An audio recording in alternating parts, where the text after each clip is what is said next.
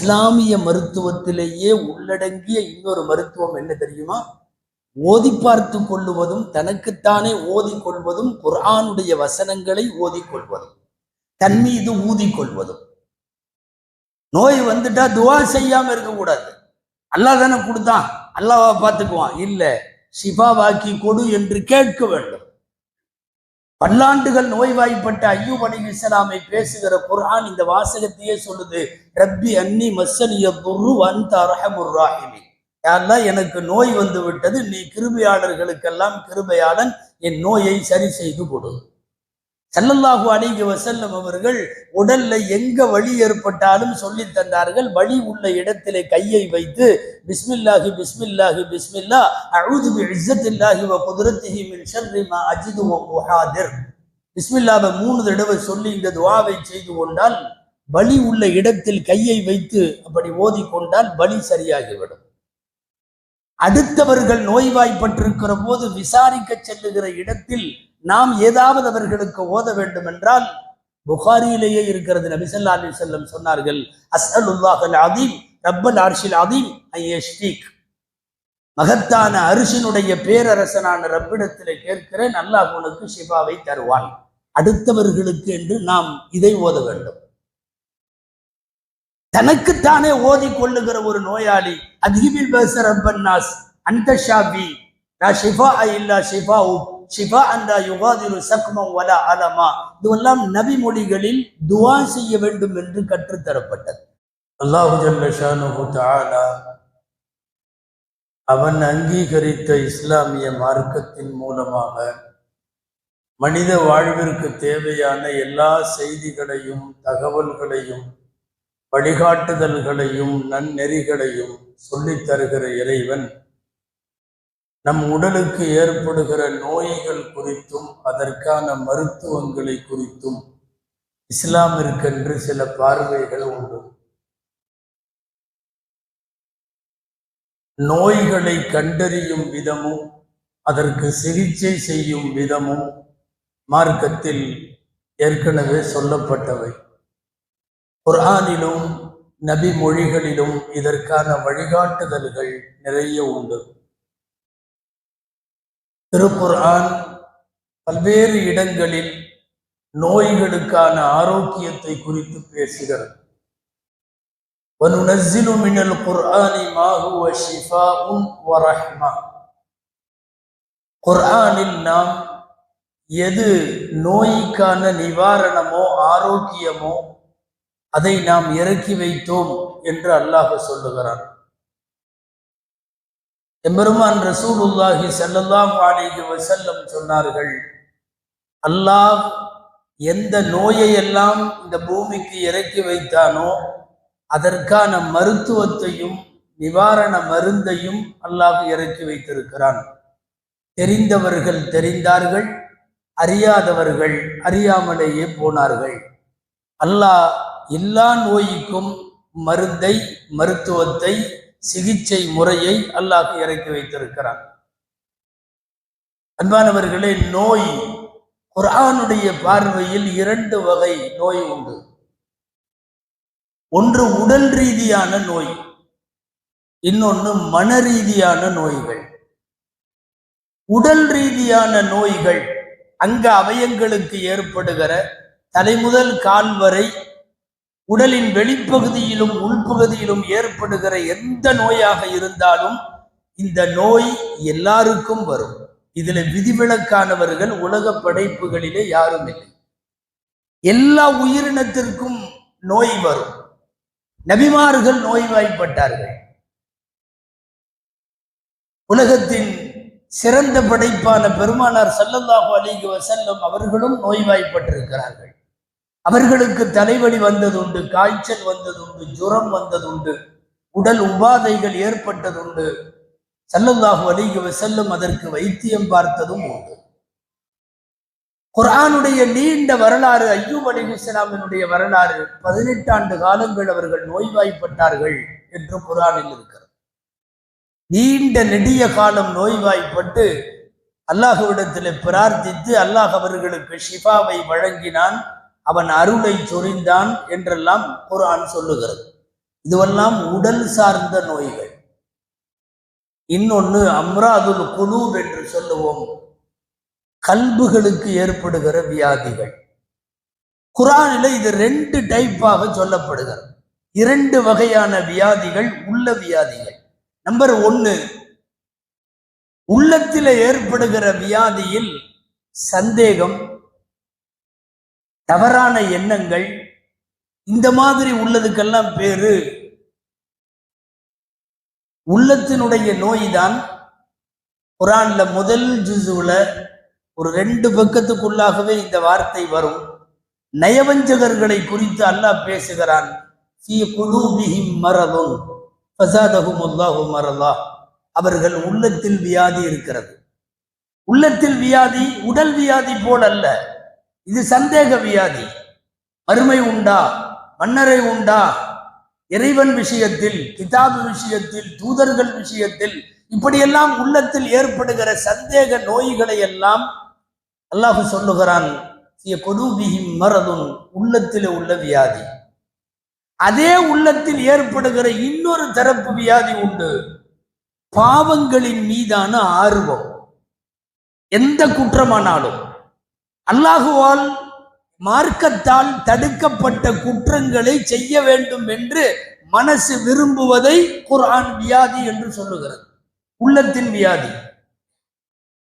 பெண்களை பார்த்து அல்லாஹ் சொல்லுவான், யார்கிட்டையும் பேசும்போது குழைஞ்சு பேசாதீங்க, ஃபலா தக்தஅன பில் கவுல், குழைந்து பேசாதீர்கள். ஏன் அப்படி பேசினா என்ன ஆகும்? ஃபயத்மா அல்லதி ஃபீ கல்பிஹி மரதுன், யார் உள்ளத்துல வியாதி இருக்குதோ அவன் ஆசைப்படுவான். இந்த உள்ளத்துல வியாதி என்றுதான் அல்லாஹ் சொல்லுகிறான், நோய் என்றுதான் சொல்லுகிறான். இந்த நோய் முதல் டைப்ல சொன்ன மாதிரி சந்தேக வியாதி அல்ல, இது பாவங்களை செய்வதற்கான ஆர்வம் என்பது அதற்கு பொருள். எனவே உடல் ரீதியான நோய்களுக்கும் உள்ள ரீதியான நோய்களுக்கும் இரண்டுக்குமே அல்லாஹ் ஷிஃபா என்கிற ஆரோக்கியத்தை இறைவன் திருக்குர்ஆனிலே சொல்லித் தருகிறார். பெருமானார் ஸல்லல்லாஹு அலைஹி வஸல்லம் வேறு ஹதீசுகளில் சொன்னார்கள், எல்லா நோய்க்கும் மருந்துண்டு, முதுமையை தவிர. முதுமைக்கு மருந்து கிடையாது. முதுமை மரணத்தை நோக்கிய படிக்கட்டு, மரணத்தை நோக்கிய வரிசை. அந்த வரிசையில் நகர்ந்து கொண்டிருக்கிற போது ஏற்படுகிற நோய்கள் மேலும் பலவீனத்தை தரலாமே ஒழிய மீண்டும் ஒரு புத்தாக்கத்தை தருவதற்கு வாய்ப்பில்லை. எல்லா நோய்க்கும் இறைவன் மருந்தை, மருத்துவத்தை இறக்கி வைத்திருக்கிறான் என்கிற இந்த ஹதீஸிற்கு கீழ் விளக்க உரை தருபவர்கள் மார்க்கத்தினுடைய மருத்துவ முறைகளை பேசுவார்கள். குறிப்பாக புகாரியின் விரிவுரையாளர் அல்லமா இப்னு ஹஜர் ரஹ்மஹுல்லாஹ் 3 வகை மருத்துவத்தை இந்த ஹதீஸிற்கு கீழே சொல்லுகிறார்கள். அதாவது மருத்துவத்தின் மூலக்கூறுகள் 3 மார்க்கத்தில். 1, இருக்கிற ஆரோக்கியத்தை பாதுகாப்பது. இது ஃபர்ஸ்ட் டைப், இருக்கிற ஆரோக்கியத்தை பாதுகாத்தல். குர்ஆனிலே வருகிறது, நோன்பு வைக்கிற பாடத்துல வருது, ஃபமன் கான மின்கும் மரீதன் அவ் அலா சஃபரின் ஃபஇத்தத்தும் மின் அய்யாமின் உஹர். உங்களில் யாராவது நோயாளியாக இருந்தால், பிரயாணியாக இருந்தால், அவர்கள் நோன்பை விட்டுவிட்டு வேறு நாட்களில் நோன்பை கதா செய்து நிறைவேற்றிக் கொள்ளலாம். ஏன்? பொதுவாக பிரயாணம் என்பது களைப்பை தரும், நோன்பு என்பதும் அதிகமான களைப்பை தரும். பிரயாணத்தினுடைய நிலையில் களைப்போடு சேர்த்து கூடுதல் களைப்பாக அவன் நோன்பும் வைத்தால் நிலைமை விபரீதமாகலாம். எனவே இருக்கிற ஆரோக்கியத்தை பாதுகாத்தல் என்பது மருத்துவ முறைகளில் குர்ஆன் சொல்லுகிற முதல் வழி. 2வது, முன் யோசனையோடு பாதுகாத்துக் கொள்ளுதல். Prevention is better then cure என்று சொல்லுவார்கள். வருமுன் காப்போம் என்று நாம் சொல்லுகிறோம் அல்லவா? ஒரு விஷயம் வருவதற்கு முன்னாலேயே தற்காத்து கொள்ளுதல், அந்த அடிப்படையிலும் மார்க்கம் சொல்லுகிறது. அல் ஹிம்யத்து ரஅஸு குல்லி தவா, வருமுன் காத்து கொள்ளுவதுதான் வந்த பிறகு செய்யப்படுகிற சிகிச்சையை விட அது சிறந்தது. ஸல்லல்லாஹு அலைஹி வஸல்லம் சொல்லியிருக்காங்க, வல் மிஅதத்து, அந்த நாம் சாப்பிடக்கூடிய இதுவெல்லாம் உள்ளே தங்கக்கூடிய இறைப்பை என்பது பைத்து தவா, நோய்களின் இருப்பிடம். நோய்களின் இருப்பிடம் இரைப்பை. அது சரியாக பேணவில்லை என்றால் எல்லா நோயையும் கொண்டு வந்துவிடும். மார்க்கம் இந்த பிரிவென்ஷனுக்கு, வருமுன் காத்தலுக்கு முக்கியத்துவம் தருகிறது. கடும் குளிர்காலம், கடுமையான ஜில்லான தண்ணி, குளிர்ந்த நீர், அதிலே ஒது செய்தால் உடல் உபாதை ஏற்படும் என்றால் அந்த நீர் இருக்கவே தயமம் செய்யலாம். மார்க்கத்தினுடைய சட்டம் அது. ஏன்னா வருமுன் காத்தல் இருப்பதிலெல்லாம் சிறந்தது. இது இஸ்லாமிய மருத்துவத்தின் 2வது டைப், வருமுன் காத்தல். 3வது ஒன்று உண்டு, எது தீமையோ அதை வெளியில எடுத்து போட வேண்டும். இது 3வது. இஹ்ராஜ் அல் மாத்தத் அல் ஃபசாதியா என்று சொல்லுவார்கள். கெட்ட விஷயம் எது உடம்புக்குள் இருக்கிறதோ அந்த கிருமியை எடுத்து வெளியிலே போடுதல். இப்படி நிறைய செய்திகள் மார்க்கத்தில் உண்டு. ஹஜ்ஜுக்கு வந்திருக்கிற சஹாபி கஅப் பின் உஜ்ரா ரலியல்லாஹு அன்ஹு, தலையில கடுமையான பேன் அவர்களுக்கு. ஏதாவது சில காரணங்களால் அப்படி ஏற்படுவது உண்டு. அவர் இஹ்ராமிலே இருக்கிறார். அவர் தலைமுடி இப்போது எடுக்க முடியாது. ஒரு உம்ராவானாலும் ஹஜ்ஜானாலும் கடைசி கடமை தலைமுடி எடுக்குதல். ஆனால் இஹ்ராமிலே இருக்கிற போது அவருக்கு ஏற்பட்ட இந்த தலையினுடைய உபாதை ரொம்ப கடுமையா இருக்கிறது, பேன். ஸல்லல்லாஹு அலைஹி வஸல்லம் இடத்துல பேசியதற்கு பிறகு ரசூல் ஸல்லல்லாஹு அலைஹி சொன்னார்கள், தலைமுடி எடுத்துடலாம். உம்ராவை முடிக்கணும், ஹஜ்ஜை முடிக்கணுங்கிற வரைக்கும் உள்ள விதி தளர்த்தப்பட்டு ஒரு உடலுக்கான வியாதியை அதை முதல்ல அந்த பேன் ஒழிக்கப்படுவதற்கான ட்ரீட்மெண்ட் என்னன்னா தலைமுடி எடுத்துருங்க. எடுத்துட்டு எஹ்ராமுடைய நேரத்தில் இப்படி எடுத்ததற்காக ஒரு நஷ்ட ஈடு மாத்திரம், அது ஏழைகளுக்கு உணவளித்தலோ சதக்காவோ அப்படி நஷ்ட ஈடு கொடுத்து விடுங்கள் என்று நபி ஸல்லல்லாஹு அலைஹி வஸல்லம் வழிகாட்டியதன் பேரில் அவர்கள் அவ்வாறு செய்தார்கள் என்பது இஸ்லாமிய மருத்துவத்தின் 3வது பகுதி. இருக்கிற ஆரோக்கியத்தை பாதுகாத்தல் 1, வருமுன் காப்போம் வழியில் செயல்படுதல் 2, எது தீமையான கிருமி உடலுக்குள் இருக்கிறதோ அதை அப்புறப்படுத்துதல் என்பது 4. பொதுவாக மார்க்கத்தில் வந்து விடுகிற நோய்களுக்கு ஷிஃபாவுக்கான வழிகள் அனைத்தையும் பெருமானார் ஸல்லல்லாஹு அலைஹி வஸல்லம் பேசி இருக்கிறார்கள். ஷிஃபா உம்மதி ஃபீ தலாதா, என் உம்மத்திற்கு 3 வழிகளில் நோய்க்கு நிவாரணம் உண்டு என்று பேசக்கூடிய ஒரு நபிமொழி. முதல்ல ஷர்தத்து ஹஜீமின், ஷர்தத்து ஹிஜாமின், இன்றைக்கெல்லாம் ஹிஜாமா என்று சொல்லப்படக்கூடிய அந்த, அதுவும் ஒரு வகையிலே நபி வழி மருத்துவம்.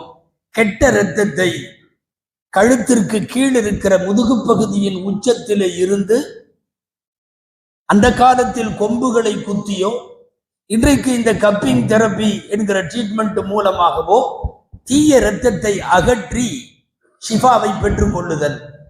மார்க்கத்திலே ஷிஃபாவுக்கு, நோய்களுக்கான மருத்துவத்திற்கு இது ஒரு வழி. ஷர்தத்து முஹ்ஜமின், ரத்தம் குத்தி வாங்குகிற அந்த ட்ரீட்மெண்ட்.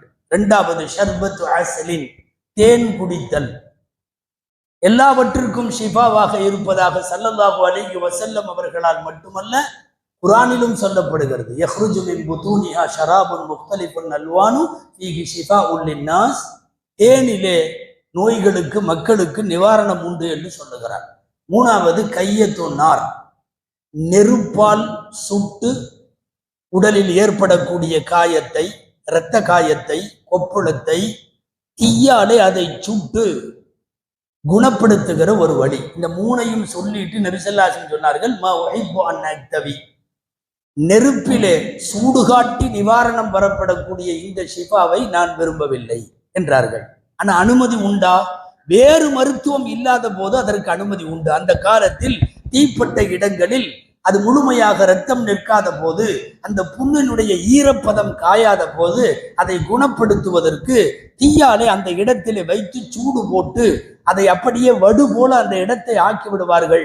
இரத்தம் நின்றுவிடும், காயம் நாளாக ஆறிவிடும். ஆனால் கொஞ்சம் கடுமையாக வேதனைகளை அனுபவித்துக் கொள்ளுகிற ஒரு ட்ரீட்மெண்ட் இது. நபி ஸல்லல்லாஹு அலைஹி வஸல்லம் இது நெருப்பை கொண்டு சூடு போடப்பட்டு இந்த மருத்துவம் செய்வதால் இதை நான் விரும்பவில்லை என்று சொன்னார்கள் ரசூலுல்லாஹ் ஸல்லல்லாஹு அலைஹி வஸல்லம் அவர்கள். அந்த காலத்தில் அது நேரடியாக தீயை வைத்து அந்த இடத்தை சூடுபடுத்தி ட்ரீட்மெண்ட் செய்தல். இந்த காலத்தில் இன்றைக்கு கேன்சர் உள்ளிட்ட வியாதிகளுக்கு தரப்படக்கூடிய கீமோ என்பது இந்த வகையை சார்ந்தது. இது ஷிஃபாவினுடைய வழிகளில் 3வது வழி என்றாலும் நான் அதை விரும்பவில்லை என்றார்கள் நபி ஸல்லல்லாஹு அலைஹி வஸல்லம். சரி, வேறு மருத்துவம் இல்லாத போது, பயனளிக்காத போது இதை மேற்கொள்ளலாமா? மேற்கொள்ளலாம்.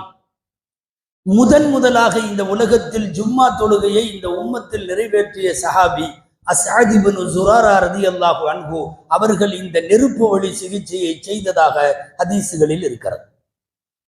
மதீனாவினுடைய ஒரு பிரிவு மக்களின் தலைவராகவும் மிகப்பெரிய இளம் வேங்கையாகவும் பத்ரு போரனுடைய கதாநாயகராகவும் அறியப்பட்ட ஸஅத் இப்னு முஆத் ரலியல்லாஹு அன்ஹு அவர்களுக்கு ஒரு போரிலே கையிலே ஏற்பட்ட கொதகொதப்பான அந்த புண் காயம் எடுத்து ஆறுவதற்கு நீண்ட நாள் ஆன போது இந்த நெருப்பாலான சிகிச்சை செய்யப்பட்டதாகவும் குறிப்புகள் உண்டு.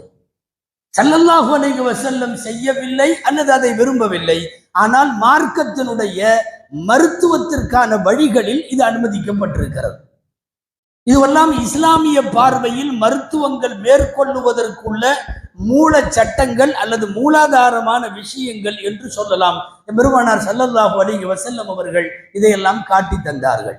இத்தோடு மட்டுமல்ல, இஸ்லாத்தினுடைய ஒட்டுமொத்தமாக நோய்களுக்கான ஆரோக்கியத்தின் வழிகளில் இதெல்லாம் முக்கியமானது.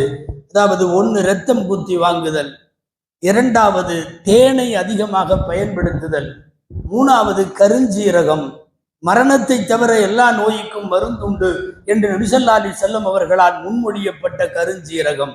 அடுத்து மிக அதிகமாக உடலிலே இருக்கிற கிருமிகளை கொல்லுவதற்கு பயன்படுகிற அஜ்வா பேரித்தம்பழம். எல்லா பேரித்தம்பழங்களிலும் அந்த கிருமிகளை, விஷக்கிருமிகளை எடுக்கிற ஆற்றல் இல்லை. அஜ்வாவின் பரத்தில் அப்படி உண்டு என்பது அஜ்வா குறித்த பல்வேறு நபிமொழிகளில் வந்திருக்கிறது. இதை தாண்டி பெருமானார் ஸல்லல்லாஹு அலைஹி வஸல்லம் சொல்லி தந்த 6வது ட்ரீட்மெண்ட் ஜெய்தூன். இந்த ஜெய்தூன் மரத்தை காயாக, எண்ணெயாக, பட்டையாக, இலையாக எப்படி பயன்படுத்தினாலும் அது உடலினுடைய நோய்களுக்கான மருந்தாகும். இதுவெல்லாம் நபிகள் ஸல்லல்லாஹு அலைஹி வஸல்லம் அவர்கள் பல்வேறு நபிமொழிகளில் உம்மத்திற்கு வழிகாட்டியவை. எனவே இவைகளின் மூலமாக செய்யப்படுகிற மருத்துவங்களை நபிமொழி மருத்துவம் என்று சொல்லுகிறோம். நபிமொழி மருத்துவத்தின் மூலமாக மருத்துவம் செய்து புகழ் பெற்ற பெருமக்கள் நிறைய பேர். ரசூலுல்லாஹ்வுடைய காலத்தில் ஒரு வைத்தியர் இருந்தார். ஹாரிஸ் இப்னு கல்தான் பேர். ஹாரிஸ் ரலியல்லாஹு அன்ஹு அவர் ஆரம்பத்தில் இஸ்லாத்தில் சேர்ந்ததில் சற்று கருத்து வேறுபாடுகள் உண்டு. அவர் தான் மருத்துவர். ஸல்லல்லாஹு அலைஹி வஸல்லம் நிறைய சஹாபிகளுக்கு, குறிப்பாக ஸஅத் இப்னு அபீ வக்காஸ் ரலியல்லாஹு அன்ஹு போன்றவர்கள் நோய்வாய்ப்பட்ட போது, நீங்க போய் ஹாரிஸ்ட பாருங்க, சரியா போயிடும் என்று ரசூலுல்லாஹ் சிபாரிசு செய்ததுண்டு. மிக துல்லியமான மருத்துவர். அபூபக்கர் ரலியல்லாஹு அன்ஹு அவர்களும் அந்த மருத்துவரும் ஒரு விருந்தில் அமர்ந்து ஒன்றாக அந்த விருந்தை சாப்பிட்ட பிறகு தெரிய வந்தது சாப்பாட்டில் விஷம் கலந்திருக்கிறது. இந்த சாப்பாட்டினுடைய எடுத்து ஹாரிஸ் அவர்கள் ஆய்வு செய்துவிட்டு சொன்னார்கள், இந்த சாப்பாடு உடலுக்குள் கொஞ்சம் கொஞ்சமாக விஷத்தை ஏற்படுத்தக்கூடியது. சரியாக இன்றிலிருந்து 1 வருஷத்தில் நானும் நீங்களும் ஒரே நாளில் மௌத்தாகுவோம் இந்த விஷமாக இருந்தால். சொன்னபடியே 1 வருஷத்துக்கு பிறகு 2 பேரும் ஒரே நாள்ல மௌத்து. அபூபக்கர் ரலியல்லாஹு அன்ஹுவும் அதே தினத்தில் மௌத்து. அவர்களோடு சாப்பிட்ட ஹாரிஸ் வைத்தியரும் அதே நாள்ல மௌத்து. ஹாரிஸ் ரலியல்லாஹு அன்ஹு வஃபாத் ஆகிறதுக்கு முன்னாடி அவர்களுடைய குடும்பத்தினர்கள், உறவினர்கள், அவர்களுடைய நலன் விரும்பிகள் நிறைய பேர் பக்கத்துல இருந்தாங்க. சொன்னாங்க, சுமார் 60-70 ஆண்டு காலங்கள் இந்த மருத்துவத்துறையில நீங்கள் இருந்திருக்கிறீர்கள், நிறைய பேருக்கு மருத்துவம் எல்லாம் கொடுத்திருக்கிறீங்க. ஆனால் நாங்கள் உடலிலே நோய்கள் வராமல் அல்லது நோய்கள் வீரியம் அடையாமல் பாதுகாத்து கொள்ளுவதற்கு ஏதாவது வழி சொல்லுங்கள் என்று சொன்ன போது ஹாரிஸ் ஒரு 4-5 விஷயம் சொன்னார். இந்த உம்மத்தில் நமக்கெல்லாம் பிரயோஜனமான செய்தி அது. அவர் சொன்னார், நோய்க்கு அடிப்படை காரணம் உணவின் மேல் உணவு என்று சொன்னார். உணவின் மேல் உணவுன்னா, ஒரு உண்ட உணவு ஒன்று செரிச்சு வயிறு காலியாகணும், அது செரிமானமாகணும், அதற்கு பிறகு அடுத்த உணவு செல்ல வேண்டும். ஒரு உணவு வயிற்றுக்குள் முழுமையான சீரணத்தை பெறாதுவதற்கு முன்பே, அதாவது அஜீரண சூழ்நிலையிலேயே மீண்டும் உணவு ஏற்படுதல், எல்லா நோய்க்கும் இதுதான் தாய் என்பது இறக்கிற போது புகழ்பெற்ற மருத்துவர் ஹாரிஸ் அவர்கள் சொன்னார். இரண்டாவது சொன்னார்கள், லா தஅகுலுல் ஃபவாகிஹ இல்லா நதிஜா, கனிந்த பழங்களை தவிர பழங்களை அரைவட்டாக சாப்பிடக்கூடாது. எந்த பழமாக இருந்தால் பழம் கனிய வேண்டும். காய்கள் தான் அரைவேக்காடாக சாப்பிடுவதற்கு நல்லது. பழங்களை பொறுத்தவரை கனிந்த பழங்களை மாத்திரம் செய்ய வேண்டும். அவர் சொன்னது இதெல்லாம். மன் தகத்தா ஃபல்யனம் பஅதா வமன் யதஅஷா ஃபலா யனாமு இல்லா பஅத 40 குத்வாத். பகல் உணவு சாப்பிட்டவன் உடனே படுத்துறங்கலாம். இரவு உணவு சாப்பிட்டவன் 40 அடிகள் நடக்காமல் படுக்க வேண்டாம். சொல்லுவது யார்? ஹாரிஸ் ரலியல்லாஹு அன்ஹு. அவர் இறக்கிற தருவாயில் காலம் முழுக்க மருத்துவம் செய்தவர் இந்த உம்மத்திற்கு சொல்லித் தருகிறார். குளிக்கும் அறைக்குள் எப்போதும் வயிறு நிறைந்த நிலையில் போய்விடாதே. இது ஹாரிஸ் அவர்கள் சொல்லி தந்தது. அதாவது சாப்பிட்ட உடனே குளிக்க கூடாதுன்னு நம்ம பெரியவங்க சொல்லுவாங்கல்ல, இது நபி வழிகாலத்திலே இருந்தே மருத்துவத்தில் உண்டு. வயிறு நிறைந்த நிலையில் நீ குளிக்கும் அறைக்குள்ளே போக வேண்டாம். கடைசியாக சொன்னார்கள் ஹாரிஸ், உலகத்தில் இருக்கிற பழங்களிலேயே சிறந்த பழங்கள் 2 தான். முதலிலே மாதுளை, இரண்டாவது ஆரஞ்சு. இந்த பழங்கள் உங்களோடு எப்போதும் இருக்கட்டும். இது தன்னுடைய உறவினர்களுக்கும் குடும்பத்தினர்களுக்கும் தம்மோடு நெருங்கிய தொடர்புடையவர்களுக்கும் சொன்னது. நிறைய மருத்துவர்கள் அப்படி புகழ் பெற்று அந்த மருத்துவத்தில், குறிப்பாக நபி வழி மருத்துவத்தில் நிறைய இப்படி செய்தவர்கள் உண்டு. அல்லாமா இப்னுல் கையும் ரஹிமஹுல்லா எழுதிய திப்புன் நபவி, நபி வழி மருத்துவம் உலகத்திலே புகழ்பெற்ற கிதாபாகும். இதையெல்லாம் தாண்டி இஸ்லாமிய மருத்துவத்திலேயே உள்ளடங்கிய இன்னொரு மருத்துவம் என்ன தெரியுமா? ஓதி பார்த்து கொள்ளுவதும், தனக்குத்தானே ஓதி கொள்வதும், குர்ஆனுடைய வசனங்களை ஓதி கொள்வதும், தன் மீது ஊதி கொள்வதும். நோய் வந்துட்டா துவா செய்யாம இருக்கக்கூடாது. அல்லாஹ் தானே கொடுத்தான், அல்லாஹ்வா பார்த்துக்குவான். இல்ல, ஷிஃபாவாக்கி கொடு என்று கேட்க வேண்டும். பல்லாண்டுகள் நோய்வாய்ப்பட்ட அய்யூப் அலைஹிஸ்ஸலாமை பேசுகிற குர்ஆன் இந்த வாசகத்தையே சொல்லுது. ரப்பி அன்னி மஸ்ஸனிய துர்ரு வ அன்த அர்ஹமுர் ராஹிமீன். யா அல்லாஹ், எனக்கு நோய் வந்து விட்டது, நீ கிருபையாளர்களுக்கெல்லாம் கிருபையாளன், என் நோயை சரி செய்து கொடு. ஸல்லல்லாஹு அலைஹி வஸல்லம் அவர்கள் உடல்ல எங்க வலி ஏற்பட்டாலும் சொல்லி தந்தார்கள். வலி உள்ள இடத்திலே கையை வைத்து பிஸ்மில்லாஹி பிஸ்மில்லாஹி பிஸ்மில்லா அஊது பிஇஸ்ஸத்தில்லாஹி வ குத்ரத்திஹி மின் ஷர்ரி மா அஜிது வ உஹாதிர். பிஸ்மில்லாவை 3 தடவை சொல்லி இந்த துஆவை செய்து கொண்டால், வலி உள்ள இடத்தில் கையை வைத்து அப்படி ஓதி கொண்டால் வலி சரியாகிவிடும். அடுத்தவர்கள் நோய்வாய்ப்பட்டிருக்கிற போது விசாரிக்க செல்லுகிற இடத்தில் நாம் ஏதாவது அவர்களுக்கு ஓத வேண்டும் என்றால், புகாரியிலேயே இருக்கிறது. நபி ஸல்லல்லாஹு அலைஹி வஸல்லம் சொன்னார்கள், அஸ்அலுல்லாஹல் அதீம் ரப்பல் அர்ஷில் அதீம் ஐ யஷ்ஃபீக். மகத்தான அரிசினுடைய பேரரசனான ரப்பிடத்திலே கேட்கிறேன், அல்லாஹ் உனக்கு ஷிஃபாவை தருவான். அடுத்தவர்களுக்கு என்று நாம் இதை ஓத வேண்டும். தனக்குத்தானே ஓதி கொள்ளுகிற ஒரு நோயாளி, அதிபில் பஸ ரப்பன்னாஸ் அன்த ஷாஃபி லா ஷிஃபா இல்லா ஷிஃபாஉ ஷிஃபா அன்லா யுகாதிரு சக்மம் வலா அலமா. இதுவெல்லாம் நபி மொழிகளில் துஆ செய்ய வேண்டும் என்று கற்றுத்தரப்பட்டது. ஜிப்ரீல் அலைஹிஸ்ஸலாம் வந்த ஒரு முறை பெருமானார் ஸல்லல்லாஹு அலைஹி வஸல்லம் உடல் நலம் சரியில்லை என்று சொன்னபோது, ஜிப்ரீல் அலைஹிஸ்ஸலாம் ரசூலுல்லாஹுவுக்கு ஓதி பார்த்ததான செய்தி சஹீஹான ஹதீஸில், குறிப்பாக சஹீஹுல் புகாரி, சஹீஹ் முஸ்லிம் இந்த நூல்ல எல்லாம் வந்திருக்கு. ஜிப்ரீல் அலைஹிஸ்ஸலாம் சொன்ன வார்த்தை, பிஸ்மில்லாஹி அர்கீக் மின் குல்லி ஷர்ரின் யுதீக் வல்லாஹு யஷ்ஃபீக். அல்லாஹுவின் பேரால் நான் உனக்கு ஓதி விடுகிறேன், எல்லா விதமான தீங்குகளிலிருந்தும் அல்லாஹ் உங்களுக்கு ஷிஃபாவை கொடுப்பான். ஆயிஷா ரலியல்லாஹு அன்ஹா அறிவிக்கிறார்கள், வஃபாத்தாகும் நிலையில் ஸல்லல்லாஹு அலைஹி வஸல்லம் ரூஹ் பிரிவதற்கு சில நிமிடங்களுக்கு முன்னால் குல் அஊது பிரப்பில் ஃபலக், குல் அஊது பிரப்பின் நாஸ் 2 சூறாக்களையும் ஆயிஷா அம்மா ஓதி உள்ளங்கையிலே ஊதி அதை பெருமானார் ஸல்லல்லாஹு அலைஹி வஸல்லமுடைய மேனியிலே தடவி விட்டார்கள் என்கிற ஹதீஸும் ஆதாரபூர்வமாக ரசூலுல்லாஹுடைய வஃபாத்தின் செய்திகளை விவரிக்கிற எல்லா கிதாபிலும் இருக்கிறது. பாம்பு கடிபட்ட ஒருவருக்கு அல்ஹம்து சூராவை 7 தடவை ஓதிவிட்டு அது ஷிஃபாவாகி, இந்த ஹதீஸ் எல்லாம் புகாரியிலேயே இருக்கிறது. பாம்பு கடிக்கு சூரத்துல் ஃபாத்திஹா என்பது. ஆக நபிமொழி மருத்துவத்தில், நபி வழி மருத்துவத்தில் முன்னாலே சொல்லப்பட்ட சிகிச்சை முறைகளும் அடங்கும். திருக்குர்ஆனுடைய ரசூல் ஸல்லல்லாஹு அலைஹி வஸல்லம் கற்றுத்தந்த வசனங்களை கொண்டு ஓதிக்கொண்டு அதன் மூலம் ஷிஃபா வருகிற வழிகளும் உண்டு. எல்லாத்தையும் விட இந்த இரண்டாவது வழி மிக வலிமையானது. நோயை அனுப்பிய அல்லாஹ்விடத்திலேயே மன்றாடி கேட்க வேண்டும். பெருமானார் ஸல்லல்லாஹு அலைஹி வஸல்லமுடைய துஆக்களிலும் பெரு வியாதிகள், தீர்க்க முடியாத வியாதிகள், மனித குலம் தோற்று போயிருக்கிற வியாதிகள், இவற்றில் இருந்து ஷிஃபாவை அல்லாஹ்விடத்தில் தொடர்ந்து கேட்க வேண்டும் என்று வருகிறது. அல்லாஹ்விடத்தில் துஆ செய்வோம். அல்லாஹு ஜல்ல ஷானுஹு தஆலா எல்லா விதமான வியாதிகளிலே இருந்து அல்லாஹு ஜல்ல ஷானுஹு தஆலா குறிப்பாக பெருவியாதிகளிலே இருந்து நம்மை பாதுகாப்பானாக. ஆமீன். வ ஆகிரு தஅவானா அனில் ஹம்துலில்லாஹி ரப்பில் ஆலமீன்.